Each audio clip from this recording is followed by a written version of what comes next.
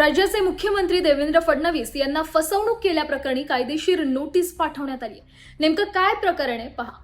हिंदी भाषा सक्तीच्या मुद्द्यावरून वकील असीम सरोदे यांनी मुख्यमंत्री देवेंद्र फडणवीसांना कायदेशीर नोटीस बजावली आहे। हिंदी भाषा सक्ती संदर्भात सुप्रीम कोर्टाचा हवाला देत खोटं बोलणं आणि संविधानिक शपथेचा भंग करण्याबाबत ही नोटीस पाठवण्यात आली आहे। नोटीसीला 7 दिवसांच्या आत उत्तर न दिल्यास कोर्टात धाव घेणार आहेत ते। त्यांना आम्ही कायदेशीर नोटीस पाठवून त्यांनी जे चुकीचं वक्तव्य केलेलं आहे, महाराष्ट्राची दिशाभूल करण्याचा प्रयत्न केलेला आहे, त्याबद्दल माफी मागितली पाहिजे अशी कायदेशीर नोटीस दिलेली आहे। त्यांनी जर नोटीसला उत्तर दिलं नाही, 7 दिवसात त्यांनी त्याच्याबद्दलचं वक्तव्य काही केलं नाही, तर आम्ही न्यायालयात सुद्धा जाण्याचा मार्ग आम्ही मोकळा ठेवू।